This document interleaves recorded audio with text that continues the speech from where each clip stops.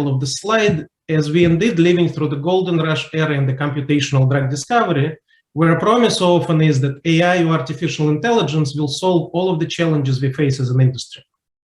But the truth is that many of the drug discovery challenges, which often can be traced back to the fundamental properties of the molecules, are not trivial to calculate and predict. We also know from history that oversimplifying these challenges can actually have an opposite effect and create a good amount of skepticism that could hinder the adoption of these novel and disruptive technologies. And the reality is that the successful digital chemistry approach is not about the technologies alone. It's really about the passionate team of scientists who embrace computational methods. And that is where such approach can really shine. And that's what we really want to talk about today. But let's start with discussing modern computational tools that are available to us today. We believe in Schordinger that there are three synergistic pillars for such approach. First is the physics-based modeling, and which are based on first principles, and these methods really shine in their accuracy. These methods allow for accurate prediction of properties where properties and predictions might actually look counterintuitive based on the general knowledge. As an example, medicinal chemists can often be pleasantly surprised by non-obvious potency or selectivity gains based on this physics-based methods predictions. On the flip side, this physics-based modeling, even with the modern computational power, is quite computationally expensive and can't be yet applied to the ultra-large scale. But that's where the second pillar of machine learning techniques comes into play. It allows to amplify these physics-based methods across the vast chemical space, and therefore truly opens up an opportunity for the creative de novo design when coupled with accurate physics-based modeling. The third and the very important pillar for successful digital chemistry is an effective enterprise informatics platform, which would allow capturing all of the project data. And that starts with capturing all of the compounds ideas generated during the course of the project, along with the computational predictions and experimental data. All of this data is needed to be available live to all of the team members, no matter where they are geographically. In addition, the ability to implement computational push-button models themselves in such a platform allows for highly effective collaborative design environment, which can then in turn accelerate what we call as DMMTA cycle, standing for design, model, make, test, and analyze, to really achieve the high-quality clinical and preclinical candidates. It is noteworthy that prediction of the compound's property is actually a pretty hard task, thinking at the atomistic and the molecular level. And this is exemplified by this slide, showing what is actually required to calculate binding affinity of the molecule to its protein target. It is a multi-component equation shown here, which consists of free energy contributions from multiple parameters, such as freezing the molecule and the protein in its bioactive conformation in the unbound state, then taking into account free energy contributions from desalvating the molecule from the water as well as the protein, and finally bringing them together in the protein molecule complex for the final free energy contribution. So very similarly, other properties of the molecules, which are calculated based on the physics-based method, require this level of rigorous simulation with a strong underlying science. We at Schordinger over the last 30 plus years heavily invested into the development of the physics-based platform FEP+, which allows us to do the simulations and predictions with a level of accuracy that is really needed to have a real-world impact on the accelerating of the drug discovery programs. And this is where the numbers really matter. We've shown and have extensively published that the accuracy of FEP+ technology, when appropriately employed on the project, is on average 1 kilocalorie per mole. And that is essentially comparable to the error in the experimental assays, or another way to think about it, that the predictions could be within 5 to 6 folds of the experiment. So we, our customers, and a number of collaborators have applied this methodology now on hundreds of different projects with success to identify promising chemical matter quickly. And what is really exciting to see is that being able to achieve this level of accuracy across multiple programs, we're already seeing a shift happening toward this predict first mentality in the medicinal chemistry community before what chemistry is initiated and the compounds being made.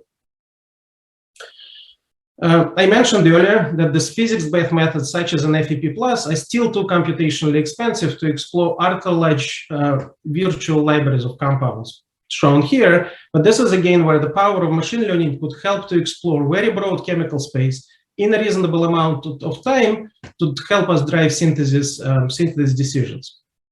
It's also very important to note that in order for machine learning model to be reliable and predictive, it does require a fairly large and importantly diverse data set for training. And in this particular workflow, this is achieved by selecting a random subset of molecules from the original library. It could be 1,000, it could be more compounds, and then scoring them with the accurate physics-based approach such as FEP+. This can typically be done in a day or two, and then the data generated from this accurate method can be used to train the machine learning model, and then applying this machine learning model to the rest of the library and for the rank ordering of the compounds. So the compounds which emerge now from this machine learning model, the top compounds, now can be profiled by FEP to confirm the property with a more accurate method. So the data now generated again from this accurate method, such as an FEP, can now serve as an additional data set to train the second version of machine learning model, and then the cycle can be repeated several times until there is confidence that the best compounds have been identified based on this iterative approach. This workflow demonstrates identification of promising compounds based on just one property. Let's say it's potency. But in the real medicinal chemistry campaign, we typically faced with a multi-parameter optimization puzzle where many compounds properties need to be optimized in one molecule for it to be potent, selective, soluble, permeable, and so on. So the parallel or consecutive applications of the workflows like this for each of the compounds property of an interest allows us for the fast and efficient MPO optimization in silico prior to actually making the decisions on synthesis. Such digital chemistry approach allows now us to pick best compounds from ultra-large libraries that meet multiple endpoints with accurate predictions to reduce a number of design synthesis cycles, resulting in identification of high-quality chemical matter quicker and therefore leading to acceleration of drug discovery timelines. So talking about timelines, let's now look at the very simplified medicinal chemistry chart on the way to the developmental candidate, which is a typical call for drug discovery programs and medicinal chemistry campaigns. We can roughly break it into two parts. First part is find or design chemical matter, and the second one is the optimize. So let's start with the find and the design part first. I want to start with highlighting that free energy perturbations, which I talked on the previous slide, is actually not the only way to find chemical matter using these computational approaches, and there are other powerful tools in the toolbox. And in case of for some first-in-class type of targets where there is no known chemical matter known, structure-based large-scale virtual screening and or fragment screening are great tools available to explore broad chemical space in silico. So I would like to highlight the typical scales of the compounds which can be explored through these methods are much higher what could be achieved through experimental high-throughput screening or experimental fragment screening, where libraries are smaller and typically less diverse. So in addition, the binding site analysis methods for identification and evaluation of hydration sites continue to be very powerful methods in designing the promising chemical matter. So overall, with these four methodologies in the hands of the teams of the computational medicinal chemists are powerful to find and design compounds to move into the later stages of discovery, such as hit to lead or lead optimization. So now let's move to the optimization part. So typically, by this part of the program, many of the potency and selectivity challenges are well under the control. But it is still important to be able to confirm those potency and selectivity with accurate physics-based approaches when optimizing for the other properties. What such ability allows medicinal chemists to be creative and stepping outside of the obvious structure and activity relationship boundaries, which are very often created in the medicinal chemistry minds by this stage of the project. In other words, methods such as free energy perturbations allow at the chemist's disposals, allow them for taking on more design risks in the optimization stage as well, not only in the identification of the chemical matter stage.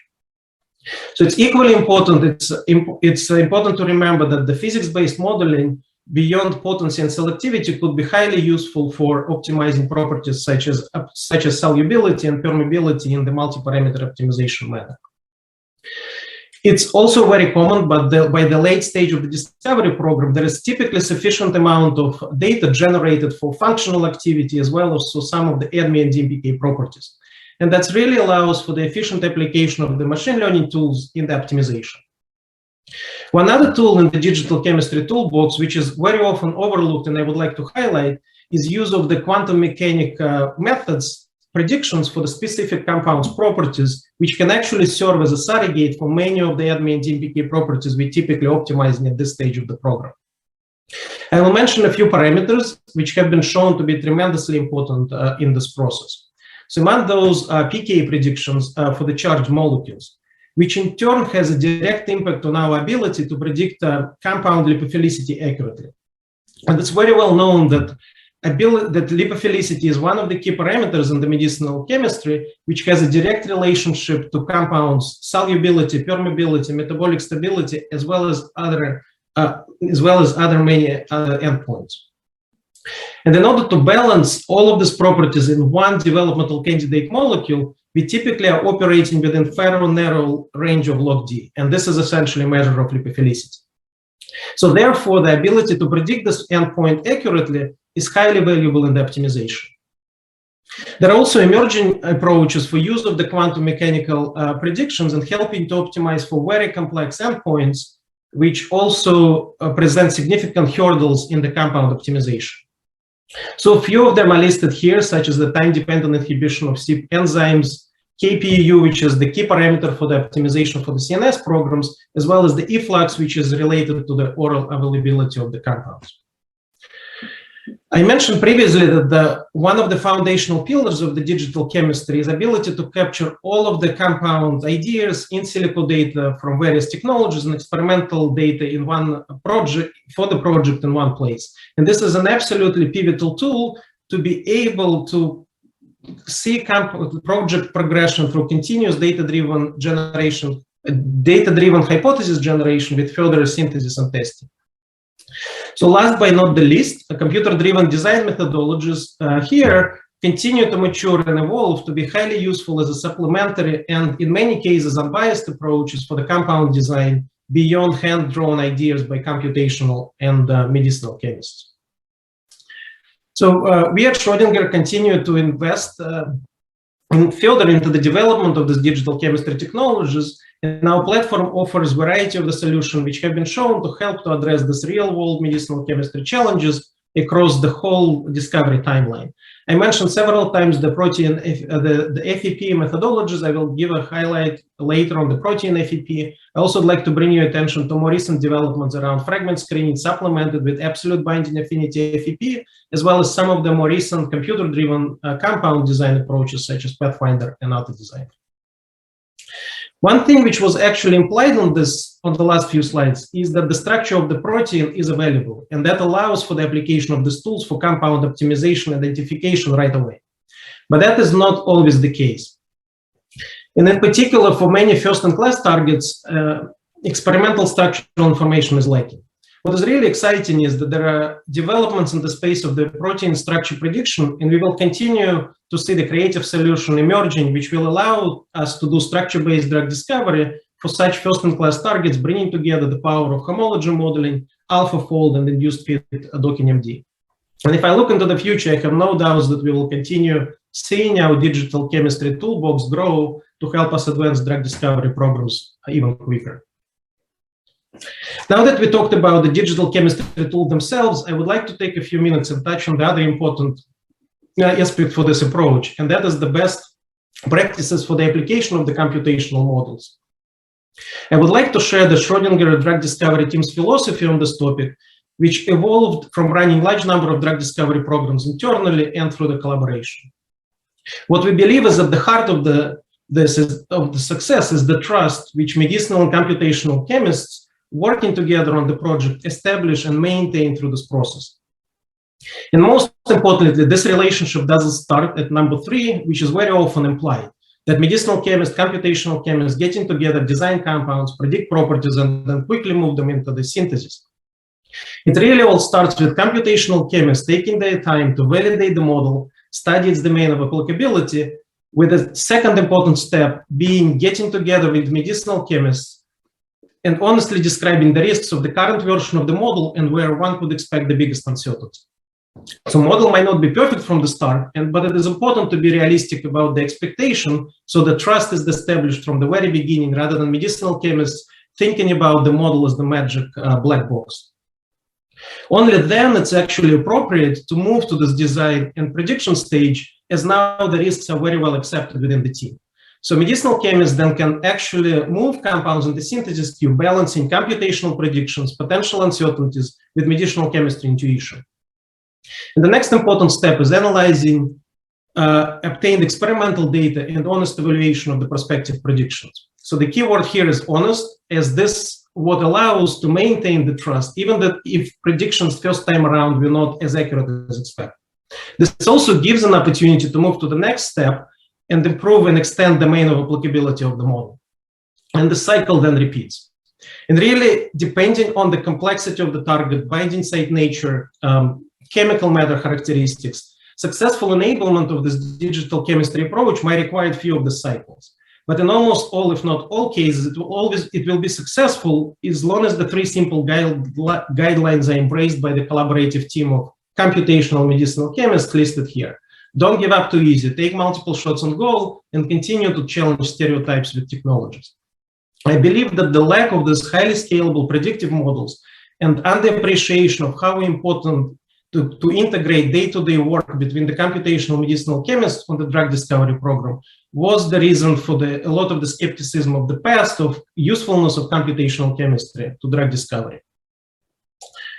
To conclude this part of the webinar, let me just say that I wholeheartedly believe that we are moving quickly from the computer-aided discovery to truly computer-driven discovery and shifting toward this predicted first mindset within medicinal chemistry community. Another way we like to decode the popular acronym AI is augmented intelligence, that is a combination of digital predictions, experimental data, which are employed together on the project by the team of computational medicinal chemists for its success. So, and with this, let's shift to the discussion of this digital chemistry applications for solving real-world challenges on the drug discovery programs. Matt? Thank you, Alexei, for that really nice overview of some of the process and some of the tools. What I will do is I will get into some of the specific Morphic cases where we've worked with Schordinger in order to collaborate and drive a couple of projects forward. So to begin, though, just a slide or two on Morphic and who we are for the general audience. So Morphic is a company that was started about 7 years ago in 2015, focused on integrin receptors. So these are unique receptors, and we believe they have a really high therapeutic potential. These receptors signal bidirectionally, and it gives them a very central role in a variety of important and complex diseases. Of note that there have been some very complex biologics that have shown some really amazing efficacy helping patients. But again, these are complex biologics that are targeting these integrin alpha beta subunits.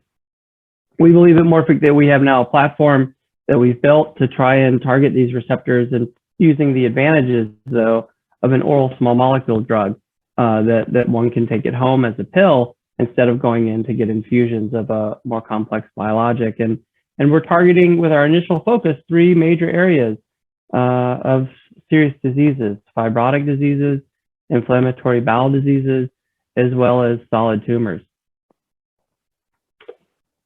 So one of the reasons that we have been and we expect to continue to be successful at Morphic is using this integrated oral integrin platform. And there's a lot of things that go into this. We have hundreds of proprietary crystal structures that we've been able to solve. And so there's a really unmatched expertise that's the foundation for our company, as well as our leadership in small molecule integrin inhibitors. Over the years, we've developed a tunable product engine, a real know-how and a processes to continually optimize these compounds and these key therapeutic areas and accelerate each of our projects. And the collaboration with Schordinger is a very important part of that. And I'll get into some of the work that Alexi and I have done together along with the larger teams. We have a deep understanding and a deep translation for specific integrins, and these models help provide us the path forward. And finally, we have a really targeted approach where we're not focusing on every disease and on every integrin, but we're focusing on indications where modulating these specific integrins can have a significant impact for patients. So the first case study I'll go into is targeting, we'll just call it integrin target 1. And I'll talk a little bit about how FEP has helped us and some of the other qualitative and quantitative predictions have helped drive the project forward. So the key program info, this was a critical program in our portfolio. And the real questions we asked is, as we're moving from important molecules that we've identified to start a project, how do we optimize them to get to that development candidate that Alexi alluded to? How do we look at the holistic molecule and get it to a point where we can say, we think we can put more resources behind it.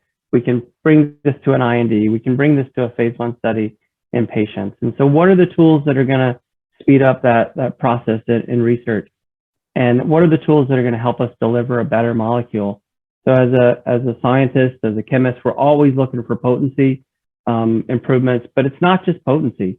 It's all these other things that end up making a better molecule. So there are 24 integrins, so we have to be selective over key integrins. In the history of integrins, oral absorption has been a significant challenge. And so how do we tackle that? How do we make sure that our molecules are bioavailable and that patients can take a pill for these diseases? And again, the overall PK properties to deliver a good drug is what's going to be very important.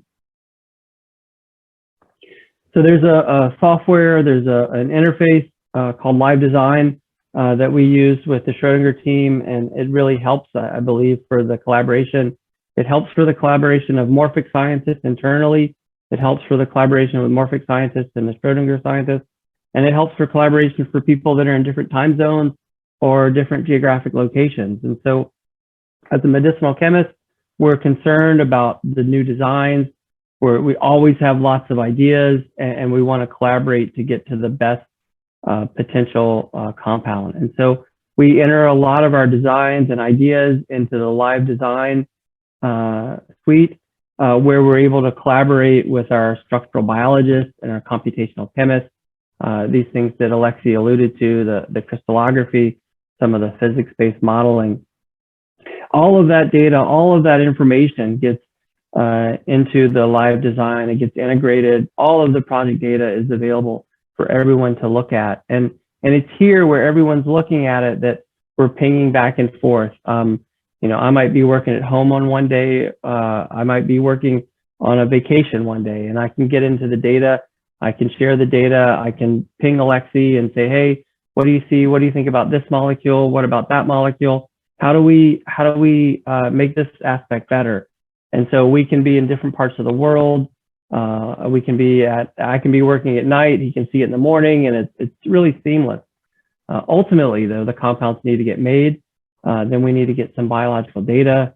We need to get that key DMPK data, and then all that data goes back into Live Design, where we can track it and we can analyze the data. And so then that completes the cycle, right? That completes the cycle, and hopefully it completes the cycle with a better molecule because we've had much more collaboration and much more thought into it.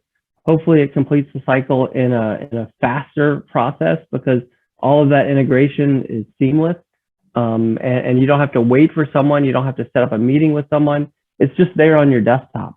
And so that I think has been critical for our collaboration, especially over the COVID timeline, right? Where we were all working remotely at different times, and people were, had kids at home. And so maybe you couldn't work at 2 in the afternoon.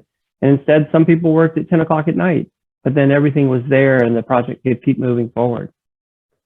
So Live Design is a critical part of this collaboration, I believe, in our success. So this is getting into some specifics for this project, looking at FEP and how we used FEP at Morphic to drive this project. And so one of the things we used it for is really to make synthetic decisions. So we're never out of ideas, right? As a good medicinal chemist, there's always something you can think about making. And so in this project, there were 2,000 compounds that we had put through FEP that we queried to see what is the projected potency, the projected selectivity. And from that 2,000 compounds, approximately 10% we actually ended up making. And of the 10%, we made 90% of the compounds, 90% of the 200 compounds ended up with accuracy within 1 log unit. And so we're able to not only say what should we make, but say what should we not make? What should we not waste our time on, and what should we focus on? And figuring out what not to make is a key part of any project, or figuring out what not to do is an important part of really anything we do on a daily basis. Now it's just, here's a bit of an explanation of the potency and some structures that go into that. We were progressing this program into late lead optimization with well-established structure-activity relationships. We wanted to replace the cyclopropyl group, but we needed to maintain our PK properties. And so we needed to increase our potency by 5 to 10-fold. And that was a real challenge because all of our SAR and all of our crystal structural analysis did not predict an improvement in potency if we went in that vector, that region. And so what we did is we turned to FEP, and FEP was able to come up with, help us project some analogs that were going to be an improvement in potency. And so we looked at a variety of heterocycles at that position, 4, 3, and 2 substituted heterocycles that FEP thought might be comparable or might be better. It turns out we made all 3, and we were able to show that the one that FEP liked the most, in fact, was more potent, and that led to a desired breakthrough in our potency to get from a 5 nanomolar to a 1 nanomolar compound that get us to a new step and new hypotheses we could then start looking at. Now, it's not just potency, it's also properties that are key to any medicinal chemistry project. And in this case, we were trying to optimize that bioavailability, that oral absorption. And so this compound that we had identified, it had an MDCK value of 1. And so the higher the better in an MDCK experiment. And the poor MDCK correlated with poor bioavailability. And so we had some initial data, and we had some hypotheses that said if we could lower the pKa of the molecule, lower the pKa on the core, that correlated with increased permeability and increased bioavailability. So we set a new target, and all of our new designs, all of the things we put through FEP, all the things that we discussed at all hours of the day had this pKa instead of it over 9, under 9. So we went through a lot of predictions to predict using quantum mechanics to predict these pKas and prioritize compounds for synthesis. And it turns out that strategy and that hypothesis worked. When we strategically incorporated an electron withdrawing group here, that lowered the pKa of the molecule, that increased the MDCK, or the absorption of the molecule, and we were able to maintain and improve the potency of the molecule. And so it's by this subtle tweaking, by this real deep understanding of the data and the predictions leading to prioritize for our hypothesis, that we were able to achieve that development compound for this molecule. And so then that molecule moved forward towards further IND enabling studies and closer to the clinic. Now I want to pivot to a second project, a second real world example, and this is of the alpha-4 beta-7 inhibitors that we've targeted for inflammatory bowel disease. Now here, alpha-4 beta-7 inhibition is it's a known mechanism to treat IBD. There's an antibody called Entyvio that's been helping patients for years. So vedolizumab and Entyvio, what it does is it inhibits the T cell trafficking. So it inhibits these T cells from getting out of the vascular space into the subendothelial or gut space. So these T cells are progressing down the highway of your blood, and they want to exit ramp, get into the gut. And what Entyvio does is it prevents that. And that's a validated treatment for both UC and Crohn's disease. And the way it does that is it prevents the interaction between alpha-4 beta-7 and MAdCAM1. And MAdCAM1 is vastly expressed on this gut-associated endothelial cells. So if you can prevent that interaction, you keep the T cells in the blood, you keep them from going into the gut, and that's how you help patients. And there's over 150,000 patients that have been using Vito successfully. But again, this is an antibody, this is an infusion at Morphic. What we'd like to do is create an oral vedolizumab, a pill that you could take at home and lead a normal life and not have to schedule around doctor's visits. So developing an oral small molecule alpha-4 beta-7 inhibitor, we want to target this alpha-4 beta-7 interaction. We want to be selective over the related alpha-4 beta-1 VCAM1 interaction. This has a risk that was identified with Tisabri, severe CNS risk of PML. The key is easy, right? You just need to find the right molecule, right? No big deal. So small molecule alpha-4 beta-7 inhibitors are known. They've been known for quite some time. People have worked in this field.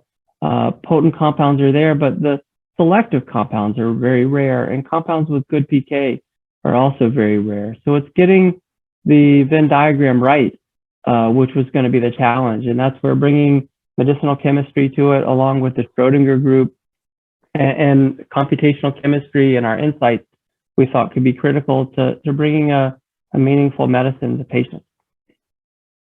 And so structural biology and computational chemistry plays a key role in everything that we do at Morphic. I'm showing here a crystal structure of a ROS compound, which is a potent compound for alpha-4 beta-7, as well as for alpha-4 beta-1. So there's no selectivity with this molecule. In-house, we've generated over 100 proprietary crystal structures, looking at different key interactions to enable us to design both more potent and more selective compounds. The collaboration with the Schordinger team and the Morphic team is an extremely strong collaboration where we focus on data-driven, hypothesis-based designs. We have these accurate property predictions looking at TKAs and other things that Alexi alluded to. We use machine learning to try and better some of our designs and ideas. And we use the free energy perturbations to go for potency and selectivity as well. So I have this slide that I really like that talks about the progression of the project. Here we're trying to combine permeability, absorption, the bioavailability with cellular potency. So the cellular potency is really important to getting a molecule that's going to be efficacious at low doses in humans. And we need the molecule to be absorbed to get there, right? So on this graph, as we go to the right, we're increasing potency. As we go up, we're increasing the absorption, which correlates with bioavailability. I have a marker of an MDCK value of about 5 that seem to correlate with the increased absorption. And there's another component here in the color. There's a time component. So red are the older compounds, green are the newer compounds, and we want compounds with high potency and high permeability, right? So we want to be up here. So one of the markers that we used as a guidepost when we started this program was an AJM molecule, a compound that had shown efficacy in a phase 2 study. This is a molecule that was dosed 3 times a day, 1 gram, so large doses, and it wasn't selective for alpha-4 beta-1 over alpha-4 beta-7, so it was equally potent at both. So we worked on it in the early stages and identified this compound here, this red star, where it was the kickoff for us moving into lead optimization. We then needed to drive the potency as well as increase the permeability. We were able to further drive the potency. Here the molecule is about 200 times more potent than AJM. And so now we're starting to look at multi-parameter optimization. What is it that we can do to drive the permeability now that we know that they're potent and they're selective? And that's where working with the Schordinger team, working with our internal team, coming up with some internal hypotheses that we were really able to drive this. And we were able to put lots of circles, lots of stars in this box. And it was the combination of the permeability and the potency that led us to potential candidates, including the molecule that's now known as Morph 057, which is in phase 2 trials. So I'll talk a little bit about MORF-057. This compound is highly potent and highly selective. It is about a 1 nanomolar inhibitor of alpha-4 beta-7 in our cell adhesion assay under serum conditions, and it's over 3,000-fold selective for alpha-4 beta-1. The potency and selectivity of vedolizumab is shown here. So the antibody, very potent, very selective. This is the Tysabri antibody that was not selective. And here is that AJM molecule, which is not quite as potent or selective and required a 3 times a day, 1 gram each dose for patients. And so 057 is a highly selective compound, and it's over alpha-4 beta-1, as well as the other integrins. I don't list them all here. There's too many rows and columns if I were to try and do that. So MORF-057 has gone into phase 1 into healthy volunteers, and it shows receptor occupancy coverage in a time as well as a dose-dependent fashion. What I've got here on the left side is the single ascending dose in healthy volunteers at 20 through 400 milligram doses. And what you'll see is as we increase the dose, we see an increase of receptor occupancy of alpha-4 beta-7 in the blood. And in fact, we're saturating that receptor occupancy at these 3 highest doses. Now, when we look at not the single ascending dose, but we look at a multiple ascending dose here over 14 days, and we're looking at 25 milligrams, 50 or 100, you can see over the course of 2 weeks, with the lowest dose, we start to see receptor occupancies over 90%. With the 50 milligram doses, we're also really, really high mean receptor occupancy. And at the 100 milligram doses, the receptor is completely saturated. And so that's some of the data that we've generated with the phase 1 studies. Another set of data is looking at changes in the lymphocyte migration patterns. These changes are correlated with reduced inflammation, and they're seen in other IBD therapeutics, including vedolizumab. So importantly now in phase 1, we see things in the blood that are consistent and significant changes with reduced inflammation. And so whether we're looking at the beta high memory T cells, we see changes there. When we look at the other beta high cells here, these are not the T cells, but other cells, we see the changes there. And when we look specifically at CCR9 mRNA in the blood, we see the circulating levels increase there. And this is a chemokine receptor that's known to govern this gut homing as well. And so these results of inhibiting the cells from the gut homing is because we're sequestering them in the blood. And this is what's been seen in vedolizumab dose patients. So we're really excited about 057. It's moving, it's in phase 2. And I would have a typical acknowledgement slide, but there's too many names that would go on this slide. You wouldn't be able to read any of them. Everyone at Morphic has contributed to this project, and a whole host of people at Schordinger have contributed to this project. About 3 years ago, as a way of getting sort of the group rallied around this program, I designed an alpha-4 beta-7 shirt.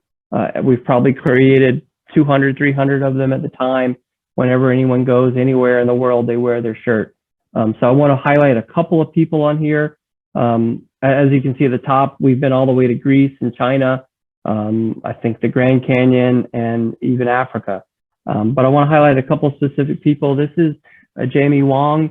He's the key immunologist at Morphic. He joined about 5 months after I did, and he's been leading all the alpha-4 beta-7 efforts. Without him, we wouldn't have achieved much of the stuff we have. This is Don Trost.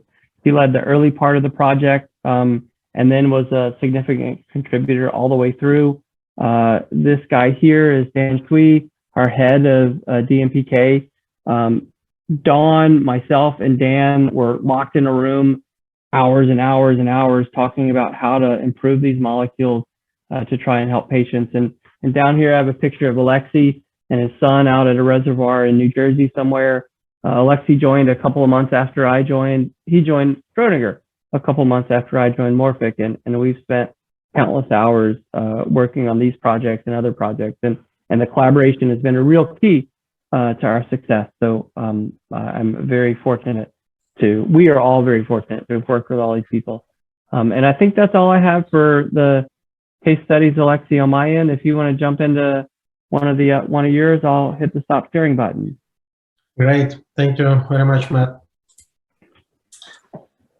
Okay, so in the last few minutes, let me present the digital chemistry approach we employed for the advancement of V1 program, which is the wholly owned program in the Schordinger pipeline. With the recent therapeutic momentum around this target, I don't think it needs a lot of the introduction. We will just mention that V1 continues to be a very promising DDR target in the oncology space, and inhibition of this kinase is considered to be a very attractive strategy to drive cancer cells into the premature or unscheduled mitosis prior to DNA damage repair, leading to mitotic catastrophe and death. By now, there is also a good amount of clinical data, in particular in difficult to treat tumors such as uterine serous carcinoma and ovarian cancer. When we started this program, there was only one competitor in the clinical space, molecule AZD7075, I mentioned on the previous slides, and we set a goal to discover best-in-class V1 inhibitor, realizing some of the competitor compounds' liabilities. Among those liabilities were suboptimal broad kinase selectivity and more specifically profound PLK1 inhibition. For the profound PLK1 inhibition, which we wanted to really improve on. And goal behind improving on the PLK1 selectivity was our attempt to further widen the therapeutic index for the V1 mechanism while dialing out bad actor kinases. So in the hit ID stage of the project, we set up the goal of identifying multiple novel chemical series which needed to meet stringent requirements on the high potency of V1 while lacking the PLK1 inhibition. By deploying this funnel, which probably looks very familiar now, consistent of exploring the broad chemical space with ideation, followed by running the two FEP models on V1 to assess the on-target potency and PLK1 to dial out off-target, we were able to identify 5 novel chemical series which met our initial criteria for V1 potency and selectivity within 7 months of initiation of the project. But we also made fairly small number of analogs to achieve this goal. One piece of the totally unexpected data was when we obtained the ScanMax plots for the 5 representative compounds from each of this chemical series across the broad kinome. And while we were successful to PLK1 inhibition liability, we introduced a lot more kinase off targets as represented by each of the red dot on this plot. So, but we followed our own philosophy, which I shared in the first part of the webinar, and that is don't give up too easy. So our modeling colleagues embraced the breadth of this negative data which we generated from selectivity plots, and they were able to generate a hypothesis, validated it retrospectively and assesses the domain of applicability, and then clearly lay out the strategy for potentially addressing this broad kinome selectivity challenge with the method known as the protein FEP+. So after the team discussion, we embraced this strategy and got back to the drawing board. So in this workflow, we now relied on the ligand FEP simulations to predict the V1 potency on target and the number of the protein FEP simulations which we needed to perform to assess the selectivity.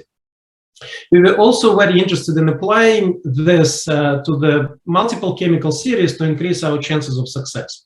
So we explored a very broad chemical space with a lot of ideas, since we actually needed to meet 6 very stringent endpoints in silico in the simulations. So there was endpoint on the ligand potency, but also 5 different predictions for the selectivity. So we eventually moved fairly small number of ideas into synthesis to test this hypothesis. Also, very importantly, to be able to test this in silico hypothesis quickly and without running every single compound through the ScanMax selectivity plots, our modeling colleagues, together with biologists, we were able to come up and create this the subpanel of 20 kinases, which were thought to be highly representative of the whole kinome based on this in silico hypothesis. What was really rewarding to see is that the first compounds emerging from synthesis, as is shown here by compounds 2 and 3, with this we were very quickly moving in the right direction by seeing higher fold selectivities for the new analogs comparing to the starting hit. What's also very important that seeing this emerging data for the first generation of analogs gave us confidence to continue investing into the more complex synthesis of promising compounds, and we were rewarded by compound STC8123, which was predicted to be highly selective from this hypothesis and turned out to be very clean in our kinase subpanel while maintaining the on-target potency. So as dark as the day was for the program when we obtained the selectivity data for the original hits, equally bright and sunny was the day when we obtained kinome plots for the next generation analogs.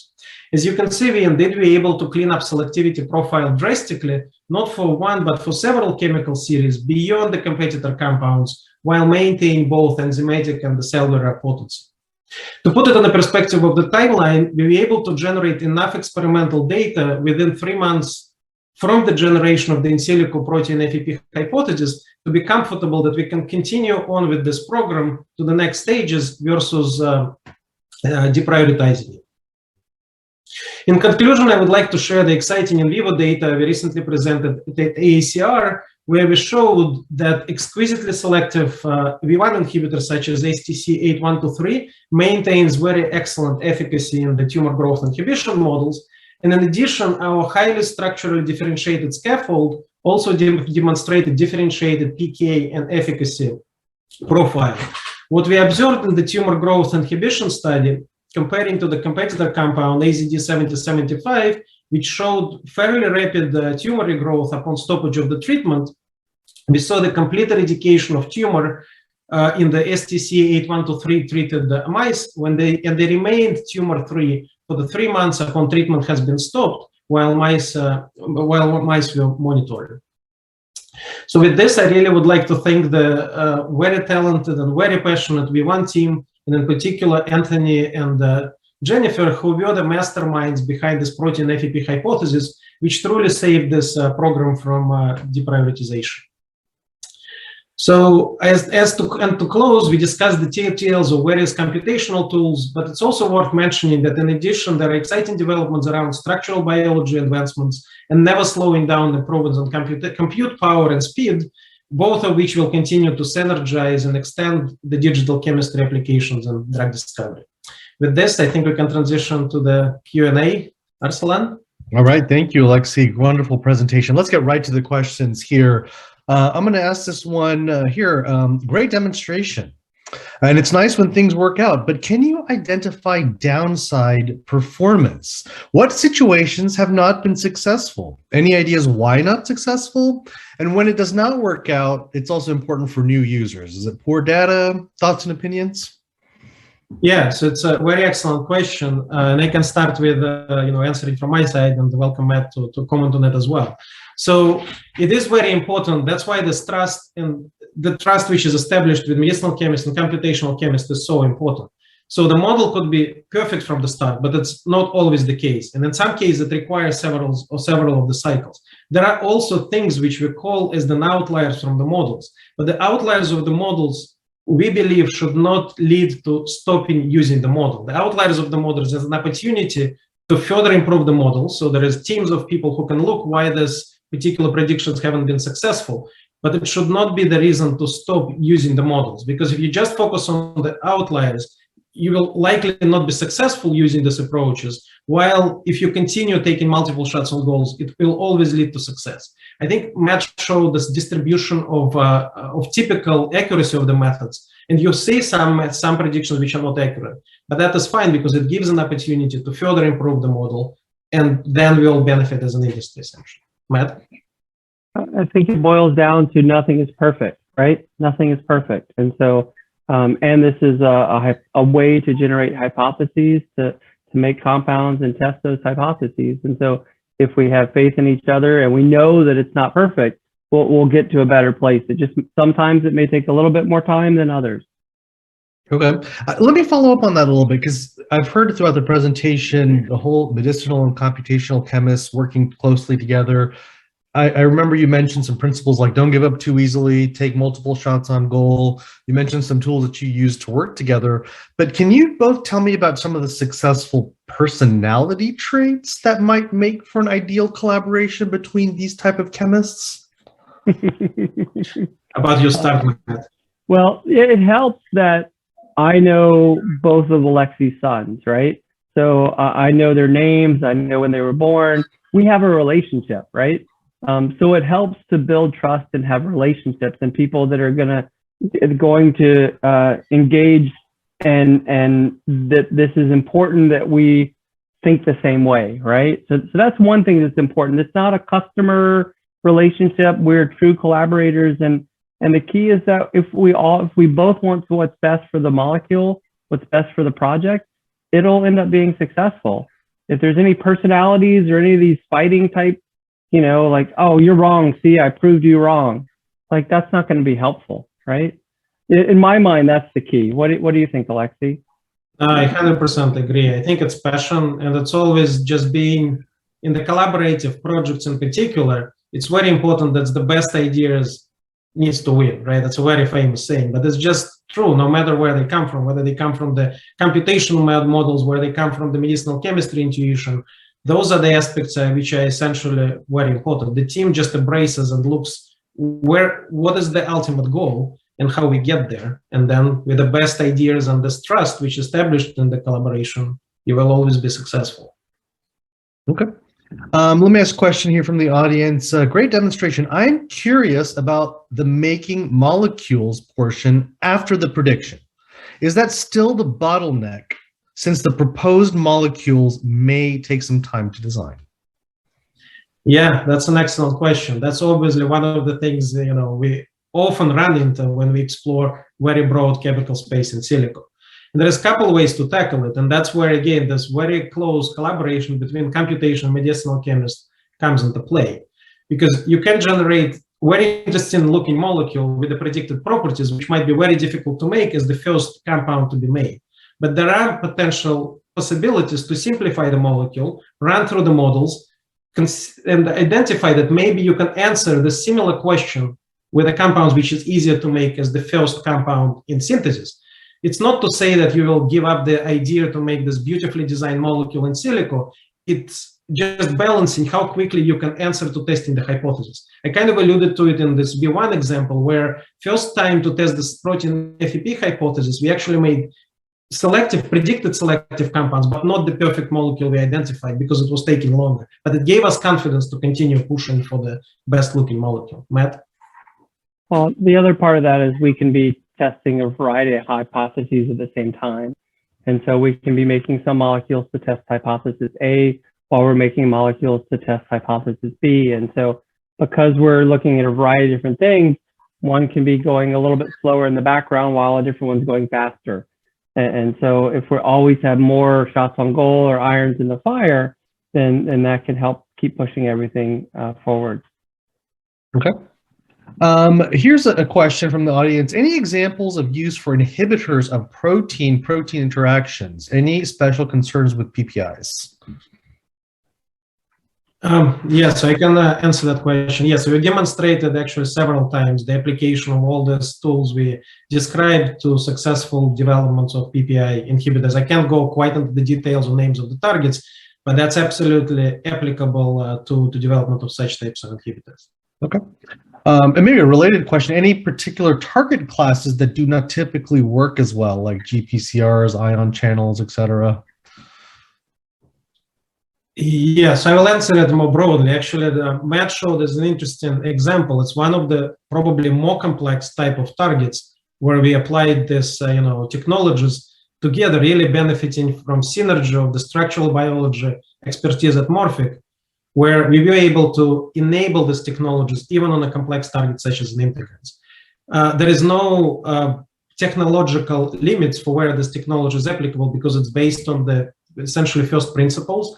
The amount of time and the proper application of the technology could take different amount of time depending whether it's a GPCR target, integrin target, ion channel versus, let's say, kinase target. But we've been successful in enabling this technology across the variety of even complex targets. Matt, do you have anything to add? Nope.